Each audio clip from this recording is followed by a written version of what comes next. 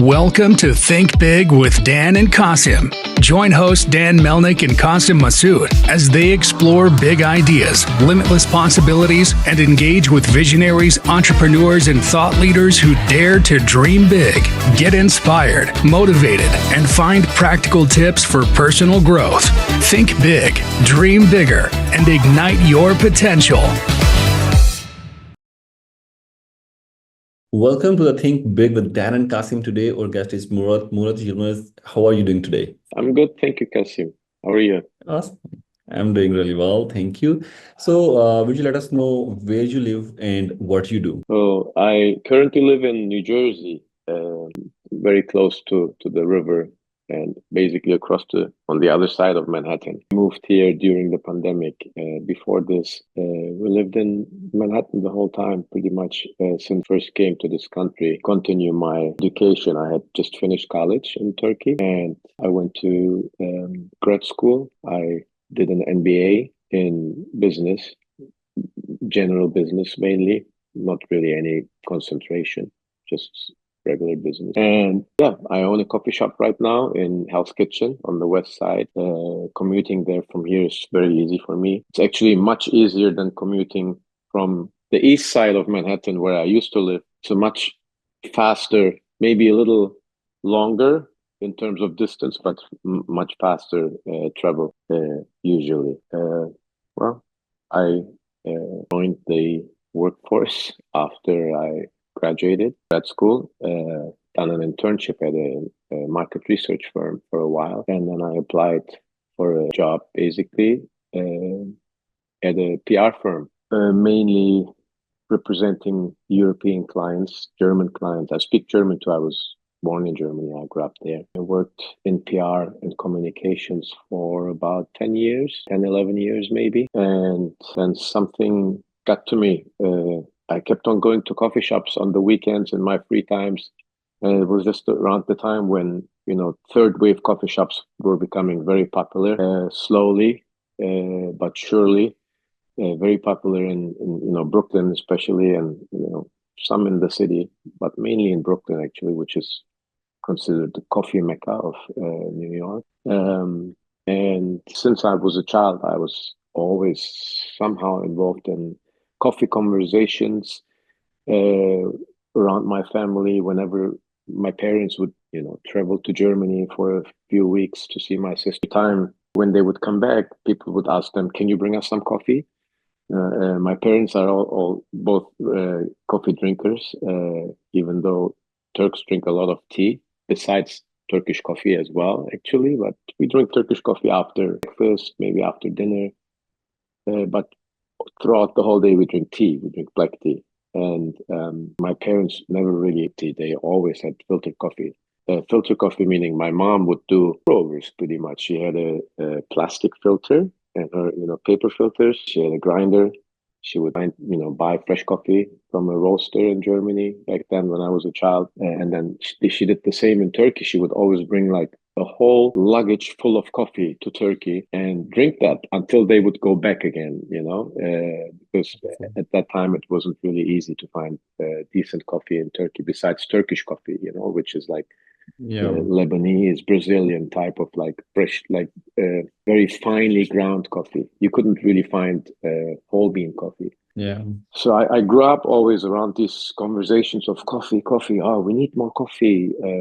These neighbors, they want more coffee and this and that. So it was always a big part of our life. And of course, when I first came to New York to go to grad school, I always looked for a decent cup of coffee, but the best coffee I could find back then was a place called Dante in the West Village, Italian place. They have really good tiramisus too.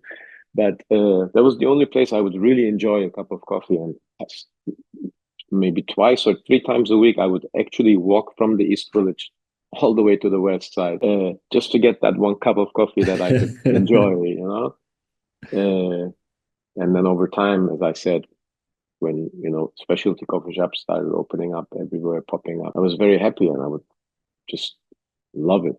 Love to be in an environment of a coffee shop, sit there, meet people, do some work. And I was always thinking about it. I'm like, I should maybe look into this at some point. Maybe when I when I'm close to retire, I could maybe have a coffee shop. Then when my wife told me she was pregnant, we were having a daughter, I said, this is the time. I'm going to quit my corporate job now, take care of my daughter, be a homestaying dad for a while, which I ended up being for 18 months until we said, okay, Awesome. maybe now it's time for her to go to the kindergarten or something. And I actually started looking for a shop in a available location in the city in Brooklyn.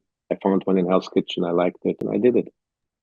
Awesome. Awesome. So, what is the main differentiator of your coffee shop from the others? The main differentiator is I was actually just going to mention that, but earlier. So the location I found is on 47th Street, all the way on the west side, between 10th and 11th Avenue, pretty much in the middle of nowhere.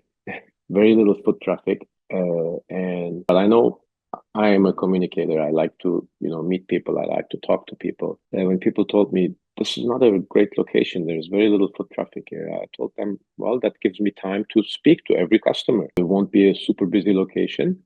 It will just be busy enough, and I will be able to, communicate with everyone, build a relationship. And I think the biggest differentiator between us and many, many other coffee shops is that we really try to build a relationship with the customer, with every customer that comes in. Unless, of course, sometimes we're busy. Sometimes one of the baristas might not be in a perfect mood to have a conversation all day long, and would just serve the coffee and say thank you and goodbye. But most of the time, we try to talk somehow, just start a conversation somewhere and talk to people about anything, anything funny, thing that's going on, and then someone else who comes in would join the conversation, and then at some point sometimes you see the customers having a coffee together and continuing the conversation while we start serving other customers, like a community building. We're like a local community coffee shop, and that's what we actually try to establish. Awesome. So, this community is more politics oriented, or this is for something else? No, like anything pretty much. We never really talk politics at all. Who cares about politics? They should worry about it. The politicians should care about it. We talk about fun stuff. I don't know. Anything, basically, anything. Makes sense. School, coffee. I talk a lot about coffee. I serve, I roast all the coffees that we serve at our shop, and I love talking about it. Start a conversation about coffee with me, I won't finish. I will just continue speaking and speaking. The enthusiasm about it is so much. But then we speak about personal things, personal issues people have. People come in and start talking about their day, Awesome. what happened to them, and all kinds of stuff. Anything, basically. Our customers feel really relaxed to speak to us about anything, basically. They see us as their friends, basically, as someone, because they come every day, and someone you come to every day and have a conversation with, and over time you build a relationship that's long lasting, and it gains trust. So like you really talk about a lot of things. Yeah. Yeah, in fact, that's a good achievement, in fact, to have a good relation with your customers. So yeah, that's a great thing. But in this whole journey, I believe entrepreneurs are meant to face a lot of challenges. So Yeah, I'm sure you must have faced many challenges, but can you share a challenge with us that you yeah, those faced are and also how you were certain able to things fix it? those are also things we talk with customers. They say, hey, how's your day going today? Of course, we face a lot of challenges. We chase challenges, constantly increasing prices on anything, and then not trying to be able to keep up with the pricing, basically reflect that on our pricing. We can't constantly, increase our prices as other prices increase. So you do it once or twice a year, and even then people get very upset and start complaining about a 25-cent increase, whereas they pay $2, $3 more on something else, during the day. But with coffee, it's always a problem.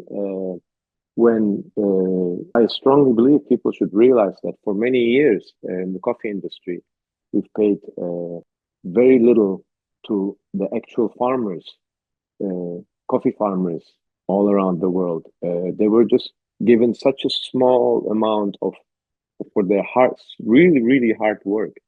and there's so much to, like growing it and processing it and getting it ready to be shipped to, the different countries that are, buying it, and it comes to you, and it's a step by step process. And the ones who should be making the most have been paying the least, like really, really small fraction. And by the time it comes to us, of course, the price constantly increases because there's so many middlemen. And it is, especially nowadays, it's been one problem we've been facing these past few months. Well, this past year actually, but this past few months, it's been getting really intense. The coffee prices in the world have been drastically increasing. The C market, the coffee market, the futures price of coffee has been so high.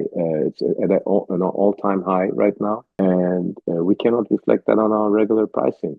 We still charge the same as we did last year, where the C market, the coffee price right now, it's around $4 for green coffee,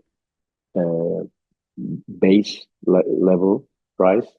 It was around in the higher $2 a year ago, 320 maybe. That's a huge difference. And for us, the margin gets smaller and smaller and smaller, whereas we pay more rent and more for any supplies, paper supplies, milk, anything we serve. But we cannot reflect anything on our coffee price right now because inflation is what it is right now. The economic situation is what it is all around the world, including here in the US. And you have to be very balanced. Those are like one of the biggest complications we have are like, are we going to upset any customer? Are we going to lose any customer?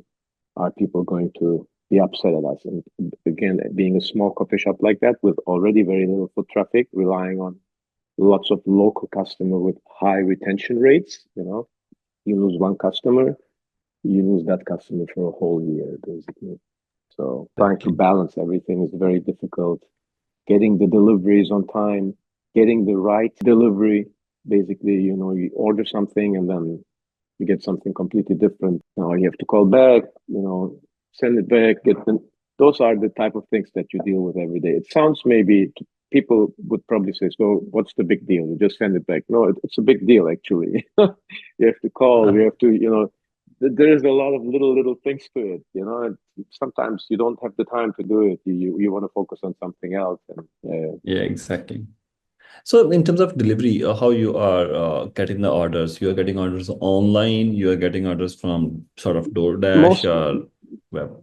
no, you mean our own deliveries or our sales? Yeah, yeah, your Sales we don't sales. really do. We use GrabHub for a while now. Okay. Like maybe we started using GrabHub during the pandemic, so we can actually offer coffee deliveries. People would call us and say, "Hey, I'm calling from this, hospital or construction site or whatever, and we want to buy coffee boxes. Would you deliver them?" And we're like, "We don't really deliver. We're a local coffee shop, like you got to come here and pick it up." So then Yeah. we thought maybe we could use with one of those, companies and have them deliver it. Basically, they can order it on GrabHub. That's how we actually first started. And then sometimes someone had called us and said, in like 2-3 days or so, I'm going to need X amount of bucks coffee. Would you be able to deliver it? I'm like, oh, that's great. During the pandemic, you get a big order like that, you don't want to miss it. So I'm like, let me think about it. I'll call you back. And then I said, hey, let's start, sign up with GrabHub. And I called the guy the next day and I said, look, you can order it through GrabHub. It'll get delivered to you. And that actually worked out really well. And then we just kept it like Awesome. that. But we don't really get a lot of orders through GrabHub. Coffee is Got such it. an item that I think you should come to the shop and Yeah. purchase Yeah. it. You don't want me to send you, I don't know, a drip coffee or I don't know, an espresso drink, especially hot. And then by the time it gets to you, it's cold. Then you will have to, maybe some people I'm sure warm it up in their microwave, which like it's a disaster to me. I don't even want to think about it, or Yeah. you know, iced espresso drinks in the summer, for instance. We get that actually quite a bit. We get more of these online orders in the summer than we do in the winter. And that also upsets me, you know. We use more ice, of course, so it won't melt by the time it gets there. But I know it's 100 degrees outside. It will definitely melt. By the time they get it, it's watered down, and then it's not the same anymore. You should Yeah, buy coffee and enjoy it right away. That's what it's meant for. exactly. At the coffee shop, enjoying the ambience and the community as well. Exactly. And the communication you'll have with us too, you know, like make Yeah, friends, socialize. That's what it's all about, you know. The whole history, the whole idea of coffee, it started by just people buying a cup, sitting at a table, and talking about all kinds of things with each other, you know. That's what we should do. I right. think that's what we're all missing nowadays. I see it a lot, and I see people socializing less and less, people being alone, and I think a coffee shop really helps with that. You know, just go in and start talking to people. You know, it doesn't Yes, mean yes. everyone will talk back to you, but then, well, just go to another shop. You know, and you know you'll definitely find someone who will talk to Yeah, you, and then the next time you go, they recognize you, and that makes you feel happy. You know, makes sense. after a Completely while, they'll makes know your sense. drink. We have a lot of customers who come in, and by the time it's their turn, I'm already starting their drink, and sometimes I already like serve it to them, and they're like, "Oh," and they feel so special about it, you know, which makes me really happy too, you know. Yeah, Uh, exactly. So in terms of marketing, what is the way of marketing? so in terms of marketing, we How you are doing the mainly marketing, rely, like online or offline? yeah, we mainly relied on word of mouth marketing for the longest time because I always thought it's the strongest type of marketing, you know, and being very local in the city, you know, serving mainly the neighborhood and the community around us. Uh, I always thought word of mouth is the most effective type of marketing, but then you also realize it might not be enough over time. So we had a Instagram a person who would manage our Instagram for a while. This was a bunch of years ago, and then for some personal reasons, she moved out, and then I didn't really look for anyone else. But more recently, we've been working with he was a customer actually, a daily customer, and he offered us to help us with our Instagram. So we made a deal with him, which works out perfectly for us and perfectly for him. He's a local guy, and in 2 or 3 months now, he's been doing these different videos and posts. We're working on something right now that's I don't want to mention it, but it's going to be a surprise. We're working on something really nice right now. Hopefully, very soon we'll have something for our customers that will make it more easy to follow up with their cards, their stamp card, and getting rewarded for coming to our shop with like different Awesome. rewards at different levels. Awesome. That So, type of stuff. Murat, what are your expansion plans in next 3 to 6 months? Well, right now it's a big problem to find a decent location, especially in the city especially after COVID. I mean, me personally, I'm still very afraid of, looking at a busy location where rents are very high, and I sell coffee. I don't sell jewelry or gold or uh, where you just sell two pieces and you're good for the day. Maybe we have to sell a lot all day long to be able to pay all the pay your staff, to pay the rent, pay everything basically, and then still have some money left to pay yourself. So for the next few months, I'm focusing more on hopefully growing my thing business. I want to start a subscription based program because we have a lot of customers who moved out of Hell's Kitchen to different cities, different states, and are still in touch with us over social media, sent us messages. I ship out a decent amount of coffee to customers who live in all types of different states uh, through social media, basically, through direct messaging. They text me, they're like, hey, send me 5 more pounds of this. This is my address. And then I'll go to the post office and, they pay me they Zelle me the money or Venmo it or whatever. And I wanted to organize that a little better and make it more easy for people to just access it through just one button, and then don't have to text message me and wait for me to reply and then text message me again, which kind of I don't mind doing, but as you have more customers doing that, sometimes you forget, sometimes it gets a little difficult. I want to have it more organized, basically. So we're working on the Awesome. Urban Rooster. Urban Rooster Coffee is my coffee brand, and hopefully that website will be up very soon with just option to buy coffee and get it sent to you, at certain days at a certain amount, whatever you choose. Awesome. So that's what I mainly focus on right now. I'm not really focusing on opening another shop. Hopefully, yes, maybe, but it will hopefully be in New Jersey, not in New York. In New York, I'll just keep that one shop, and then because I live here right Awesome. now, traveling here is easier, parking here is easier, congestion pricing we don't have here. I don't know Great. if you know about the congestion pricing situation in New York. Yeah, Going from New Jersey, it's like $27 right now, plus gas. That's a lot of money for a guy who owns a little coffee shop. exactly. Exactly. So, Murat, at the end, what would be your biggest advice to our viewers who are entrepreneurs, or maybe they are just thinking to be their own boss? My biggest advice to them is to think clearly about what they really want to do, plan it, and go for it. And do not listen to anyone who comes to you and says, "Oh, that's going to be difficult. How are you going to achieve that? Uh, you don't have so much money. You're too young. You're too old." Don't listen to anyone. Put it in your head and go for it. That's what I did. My wife was actually very supportive about it. Of course, she was very surprised when I told her I'm going to quit my corporate job and start working freelance. Back then, working freelance was not like now. Now everyone is working freelance pretty much. The old school freelance where you had, to work from home. That was freelance working. Now everyone works from home. We didn't have that choice back then. And she said, "You're going to be working from home? Freelance, what about if you're not going to get any customers or as many customers as you think?" Uh, Luckily, she has a job too. So I said, "Well, you have a job, we'll be okay for a few months at least until I, figure it out." But besides that, she said, "Okay, like you want to do it, go for it, do it." And of course, there were many people around me who were like, "Oh, coffee shop, like, what are you going to do? Isn't it going to be difficult?" I didn't listen to anyone.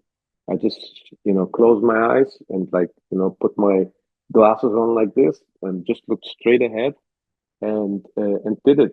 Of course, there will be many hurdles, many things that when you sit and start thinking, don't overthink it. That's another advice. Once you start overthinking, you're actually putting thoughts in your brain that will slow you down in your actions. Just go for it. It will all come along, and it will all be done as it comes. Just do it as it comes. Do it, and don't listen to people in terms of giving you advice or telling you, "Oh, this is not how it's supposed to be done. You got to do this way." No, sit down and do your research. Nowadays, everything's online. You have a lot of access to lots of information. Find out how things are supposed to be done the right way. Legally building a company, signing a contract, negotiating everything. Read through everything. Make sure you know what you're doing, and go for it. Awesome. That's pretty much it. Don't overthink Thank everything, and don't listen to people who will somehow not knowingly influence you to change your decision. You made a decision, do it. That's a beautiful advice, Murat, for sure. And thank you, Murat. Thanks for joining us today. It was a really pleasure to talking to you today. Thank you, And Kasim. whenever I will be in New York, I will be going to taste this coffee for sure. Yeah, come to the Jolly Goat, 47 Thank between you. 10 and 11, anytime. Thank you, Thank Kasim. you. Thank you, Murat. Bye Have a bye. good day. Bye bye. You too. Bye bye.